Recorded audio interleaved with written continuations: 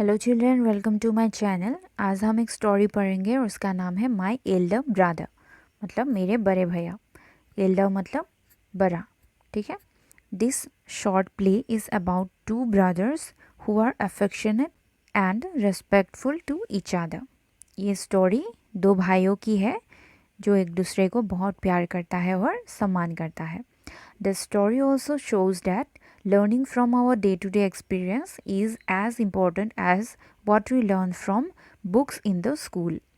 ये स्टोरी ये भी दिखाता है कि जो हम स्कूल में सीखते हैं उसकी तरह हमारी डे टू डे एक्सपीरियंस भी इम्पोर्टेंट है। This play is based on the famous story in Hindi बड़े भाई साहिब रिटन बाय मुंशी प्रेमचंद। और ये प्ले फेमस हिंदी स्टोरी बड़े भाई साहेब पर आधारित है और ये किसने लिखा है? इसका author Munshi Premchand. Scene 1। Scene मतलब क्या है? दृश्य। सीन 1 में क्या होता है? A hostel room, two brothers age 9 and 14 years sitting at a study table. एक हॉस्टल रूम में दो भाई, एक 9 ईयर्स का और एक 14 ईयर्स का, अपनी पढ़ाई की टेबल में बैठा हुआ है।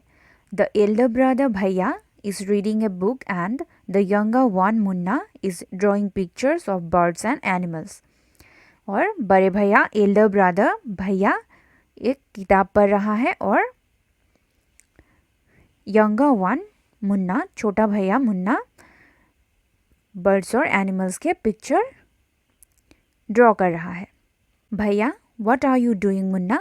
और भैया मुन्ना से पूछता है तुम क्या कर रहे हो Munna? Munna I am drawing, मैं ड्राइंग कर रहा हूँ, मतलब मैं चित्र अंकन कर रहा हूँ। भैया व्हेन विल यू स्टडी? तुम कब पढ़ोगे?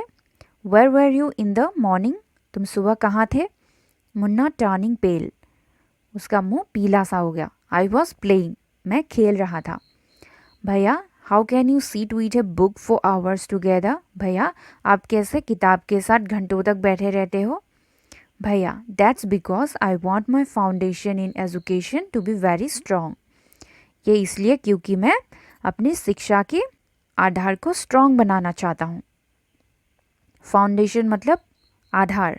If the base is strong then the building will stand firmly. अगर आधार मजबूत होगा तभी बिल्डिंग स्थिर से खड़ा रहेगा। बेस मतलब आधार, स्ट्रॉन्ग मतलब मजबूत, फर्मली मतलब स्थिर। Sometimes it takes me 2 years to do 1 year's work. कभी कभी मुझे 2 साल लग जाता है 1 साल के काम करने में।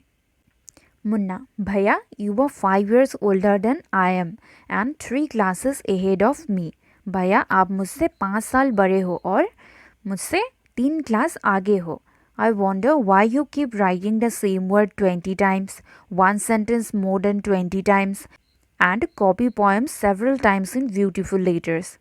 मैं ये देख के हैरान हो जाता हूँ, आप एक ही वर्ड 20 टाइम्स, एक ही सेंटेंस 20 टाइम्स और पोएम्स को बार बार सुंदर सुंदर अक्षरों में क्यों लिखते हो? वंडर मतलब हैरान होना। भैया you know studying English is no child's play. क्या तुम्हें पता है इंग्लिश सीखना कोई बच्चों की खेल नहीं है। One has to work very hard in order to learn the subject. बहुत कड़ी मेहनत करना पड़ता है एक सब्जेक्ट को सीखने के लिए। To speak or write English properly, tremendous effort is required. English बोलने के लिए और लिखने के लिए बहुत ज़्यादा मेहनत करना पड़ता है। Tremendous मतलब बहुत, effort मतलब मेहनत, required मतलब चाहिए। But the moment you get a chance, you run to the field, play marbles and fly paper kites or sit idling away with friends for fun. पर जब तुम्हें समय मिलता है तुम मैदान में दौड़ के जाते हो, मार्बल्स खेलते हो और पतंग उड़ाते हो और दोस्तों के साथ खाली बैठ जाते हो मजाक करने। Can't you sit down and study? क्या तुम नहीं बैठ सकते और पढ़ाई नहीं कर सकते? मुन्ना ओ भैया there is a big mela in the village today, should we go? ओ भैया आज गांव पे बड़ा मेला लगा है, क्या हम वहाँ पे जा सकते हैं? भैया have you ever seen me going to a fair और going to watch a cricket और हॉकी मैच? क्या कभी तुमने मुझे मेले पे जाते हुए, क्रिकेट देखने और हॉकी मैच देखने के लिए जाते हुए देखा है? I don't go near them, मैं उसके नज़दीक भी नहीं जाता। I prefer to study a book, मुझे किताब पढ़ना उससे अच्छा लगता है। I don't mind repeating a class for more than 2 years, मैं ये नहीं कहूँगा कि मैं एक ही क्लास में 2 साल से हूँ। But you might stay in the same class all your life, पर तुम पूरी लाइफ एक ही क्लास में रहोगे। Do you expect to pass if you waste your time playing all the time, क्या तुम ये आशा कर सकते हो अगर तुम पूरा टाइम खेलने में बिता दोगे तो तुम क्या पास करने की आशा कर सकते हो? You were simply wasting father's hard earn money, तुम सीधे से अपने पिता के मेहनत की कमाई को वेस्ट कर रहे हो, गंवा रहे हो। Munna starts crying on being scolded and सोबिंग sounds वाह वाह वाह वाह हु आर हर्ड, और मुन्ना रोने लगता है।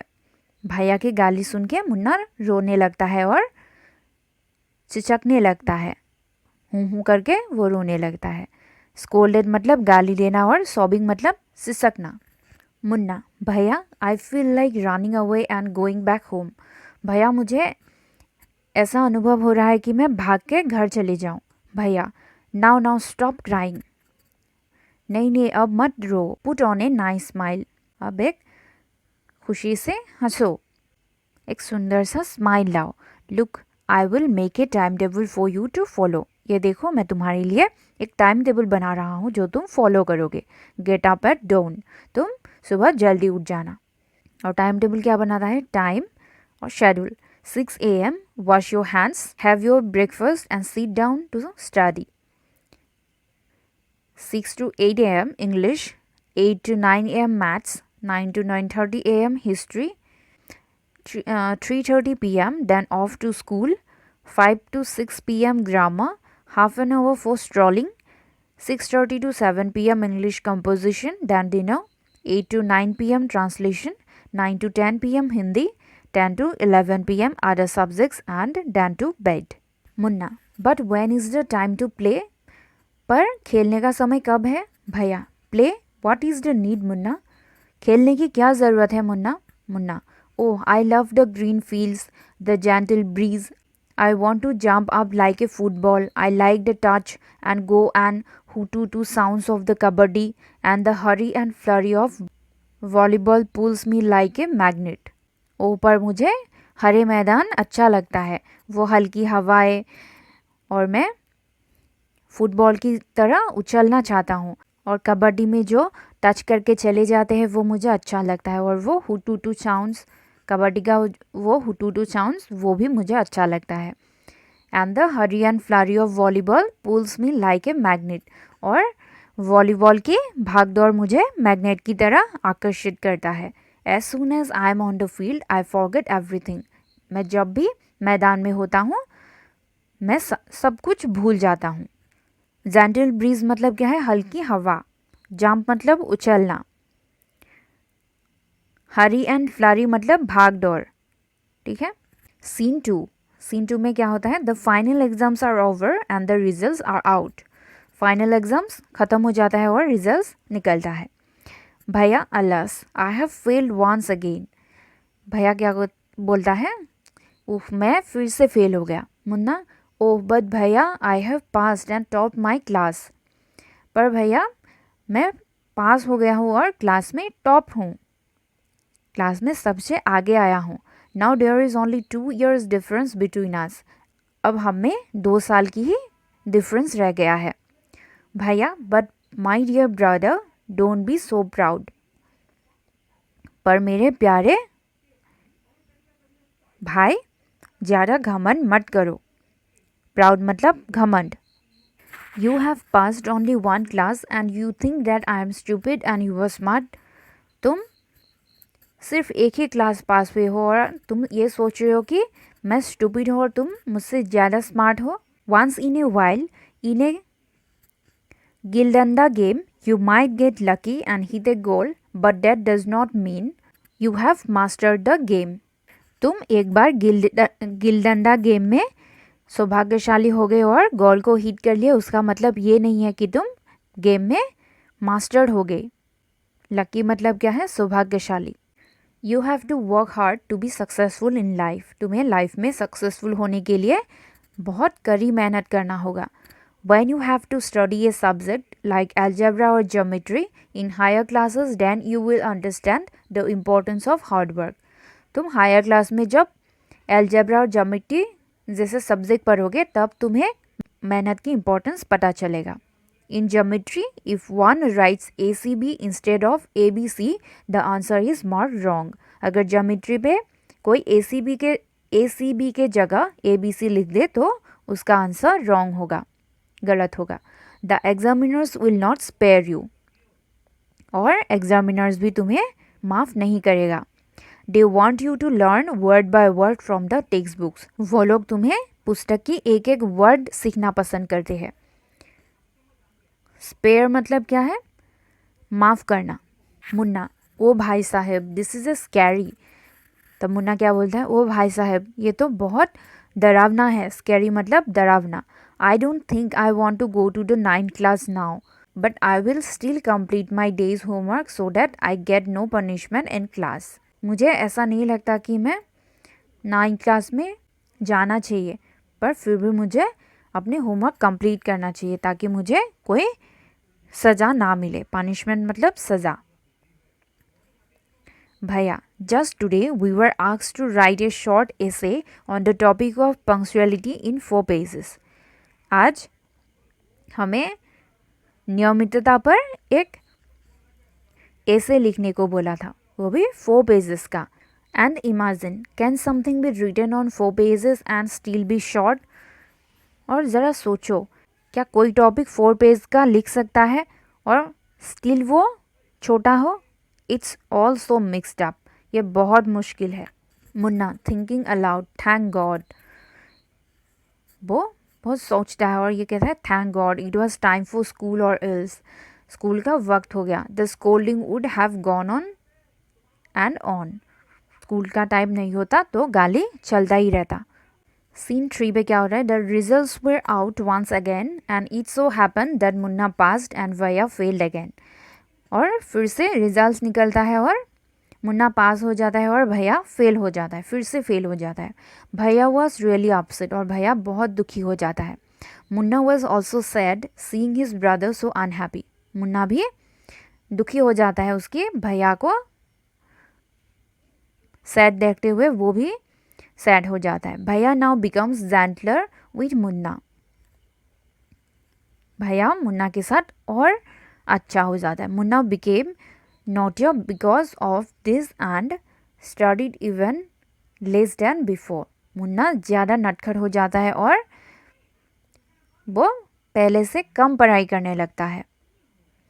Munna talking allowed, I am lucky. Munna बहुत ज़ोर से बोलता है, आई एम लकी, मैं बहुत सौभाग्यशाली हूँ। आई कैन पास ईजीली, मैं बहुत ईजीली पास कर सकता हूँ। I need not study so hard, मुझे मेहनत से पढ़ाई करने की कोई ज़रूरत नहीं है। Now I can play games with my friends and fly kites. अब मैं दोस्तों के साथ गेम खेल सकता हूँ और पतंग भी उड़ा सकता हूँ। But I should still be careful that भैया does not see me flying kites. पर मुझे अब भी केयरफुल रहना होगा ताकि भैया मुझे पतंग उड़ाते हुए नहीं देखे। One day, a kite is flying slowly downwards. Munna starts running in order to grab it. एक दिन क्या हुआ? पतंग धीरे से नीचे तक आने लगा और मुन्ना उसको पकड़ने के लिए दौड़ने लगा। सडनली ही comes face to face with भैया, और अचानक से वो भैया के सामने आ गया। भैया catching hold of Munna's hand, भैया ने मुन्ना का हाथ जोर से पकड़ा। Aren't you ashamed to be playing kites all day long, तुम्हें शर्म नहीं आता? तुम पूरा दिन पतंग उड़ाते रहते हो। Don't you realize that now you are in the 8th class and are not studying in a lower class? क्या तुम्हें यह महसूस नहीं हो रहा है कि तुम अब 8th क्लास में हो, नीचे की क्लास में नहीं? If you think that I am just 1 class ahead of you and I can't say anything, you are wrong. अगर तुम्हें ये लगता है कि मैं तुमसे एक क्लास ही ऊपर हूँ और मैं तुम्हें कुछ नहीं बोल सकता तो तुम गलत हो।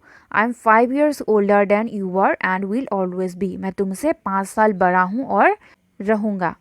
Understanding doesn't come only from reading books. समझदारी सिर्फ किताबें पढ़ने में नहीं आते। लुक एट माँ एंड बाबा। माँ और बाबा को देखो। माँ has never gone to school and बाबा has only pass 5th class. माँ कभी स्कूल ही नहीं गई और बाबा तो सिर्फ 5वीं पास है। मुन्ना रियली भैया, इज दैट ट्रू? क्या ये सच है भैया? भैया yes, there are thousands things that they know more than you और मी। ऐसे हज़ारों चीज़ें हैं जो वो लोग तुम और मुझसे ज़्यादा जानते हैं। And even if we have studied the wisdom of the whole world, माँ एंड बाबा will always have the right to explain to us and correct us. अगर हमने पूरी दुनिया का ज्ञान ले भी लिया तो माँ और बाबा का पूरा अधिकार है हमें एक्सप्लेन करने के लिए, हमें बताने के लिए और हमें सुधारने के लिए। विजडम मतलब ज्ञान, होल वर्ल्ड मतलब पूरी दुनिया, ठीक है। Now what would you do if I were to fall sick today? अब तुम क्या करोगे अगर मैं आज बीमार पड़ जाऊँ तो? मुन्ना आई डोंट नो भैया, आई वुड टेल बाबा and he would rush to the hostel. मुझे नहीं पता है भैया, मैं बाबा को बताऊंगा और वो जल्दी जल्दी हॉस्टल आ जाएगा। रश मतलब जल्दी जल्दी। भैया आहा, I had expected this answer. हाँ, मुझे ये इसी जवाब का आशा था। एक्सपेक्टेड मतलब आशा। नाउ बाबा वुड नॉट गेट अपसेट। बाबा दुखी नहीं होगा। अपसेट मतलब दुखी होना। He would first try to find out what was wrong and then he would call a doctor. First वो ये जानने की कोशिश करेंगे कि क्या गड़बड़ है और फिर बाद में वो डॉक्टर को फ़ोन करेंगे। बाबा would know exactly what to do. बाबा ये जानता है कि क्या करना चाहिए, असल में क्या करना चाहिए। They have more experience than us. उन लोगों को हमसे ज़्यादा एक्सपीरियंस है। Munna with tears in his eyes. वो रो पड़ा। भैया I am sorry, what you say is true. मुझे भैया आप मुझे माफ़ कर दो, आप सही बोल रहे हो। भैया हग्स मुन्ना लविंगली। और भैया मुन्ना को प्यार से हग कर लेता है। भैया I also like to play and fly kites. और भैया क्या बोलता है? मुझे भी खेलना और पतंग उड़ाना बहुत अच्छा लगता है। But if I also play then how can I watch out for you? अगर मैं भी खेलता रहूँगा तो तुम्हें कौन देखेगा? You are my responsibility. तुम मेरे जिम्मेदारी हो। मुन्ना आई लव यू भैया। तो मुन्ना क्या बोलता है? मैं आपको बहुत प्यार करता हूँ भैया। रेस्पॉन्सिबिलिटी मतलब जिम्मेदारी। तो यहाँ पे हमने कौन कौन से न्यू वर्ड सीखे? Foundation, solid base, schedule, here time table, essay, composition on any subject, idling, without any purpose, lazy, mastered, gain expertise, skilled। ठीक है, तो अच्छा लगा ना स्टोरी पढ़ के? तो चलो एक बार फिर से पढ़ते हैं। Scene 1, a hostel room, two brothers aged 9 and 14 years sitting at a study table. The elder brother Bhaiya is reading a book and the younger one Munna is drawing pictures of birds and animals. Bhaiya, what are you doing Munna? Munna, I am drawing. Bhaiya, when will you study? Where were you in the morning? Munna, turning pale. I was playing. Bhaiya, how can you sit with a book for hours together? Bhaiya, that's because I want my foundation in education to be very strong. If the base is strong, then the building will stand firmly. Sometimes it takes me 2 years to do 1 year's work. Munna, Bhaiya, you are 5 years older than I am and 3 classes ahead of me. I wonder why you keep writing the same word 20 times, one sentence more than 20 times, and copy poems several times in beautiful letters. Bhaiya, you know studying English is no child's play. One has to work very hard in order to learn the subject. To speak or write English properly, tremendous effort is required. But the moment you get a chance, you run to the field, play marbles and fly paper kites, or sit idling away with friends for fun. Can't you sit down and study? Munna, oh Bhaiya, there is a big mela in the village today. Should we go? Bhaiya, Have you ever seen me going to a fair or going to watch a cricket or hockey match? I don't go near them. I prefer to study a book. I don't mind repeating a class for more than 2 years, but you might stay in the same class all your life. Do you expect to pass if you waste your time playing all the time? You are simply wasting father's hard-earned money. Munna starts crying on being scolded and sobbing sounds wah wah hoo are heard. Munna, Bhaiya, I feel like running away and going back home. Bhaiya, now stop crying. Put on a nice smile. Look, I will make a timetable for you to follow. Get up at dawn. Munna, but when is the time to play? Bhaiya, play? What is the need, Munna? Munna, oh, I love the green fields, the gentle breeze. I want to jump up like a football. I like the touch and go and hootu sounds of the cupboard. And the hurry and flurry of volleyball pulls me like a magnet. As soon as I am on the field, I forget everything. Scene 2. The final exams are over and the results are out. Bhaiya, alas, I have failed once again. Munna, oh, but Bhaiya, I have passed and topped my class. Now there is only 2 years difference between us. Bhaiya, but my dear brother, don't be so proud. You have passed only one class and you think that I am stupid and you are smart. Once in a while, in a Gildanda game, you might get lucky and hit a goal, but that does not mean you have mastered the game. You have to work hard to be successful in life. When you have to study a subject like algebra or geometry in the higher classes, then you will understand the importance of hard work. In geometry, if one writes ACB instead of ABC, the answer is marked wrong. The examiners will not spare you. They want you to learn word by word from the textbooks. Munna, oh Bhai Sahib, this is scary. I don't think I want to go to the ninth class now, but I will still complete my day's homework so that I get no punishment in class. Bhaiya, just today we were asked to write a short essay on the topic of punctuality in 4 pages. And imagine, can something be written on 4 pages and still be short? It's all so mixed up.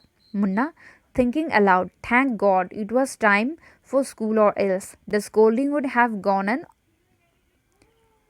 on and on. Scene 3. The results were out once again and it so happened that Munna passed and Bhaiya failed again. Bhaiya was really upset. Munna was also sad seeing his brother so unhappy. Bhaiya now becomes gentler with Munna. Munna became naughtier because of this and studied even less than before. Munna, talking aloud, I'm lucky. I can pass easily. I need not study so hard. Now I can play games with my friends and fly kites. But I should still be careful that Bhaiya does not see me flying kites. One day a kite is flying slowly downwards. Munna starts running in order to grab it. Suddenly he comes face to face with Bhaiya. Bhaiya catching hold of Munna's hand. Aren't you ashamed to be playing kites all day long? Don't you realize that now you are in the 8th class and are not studying in a lower class?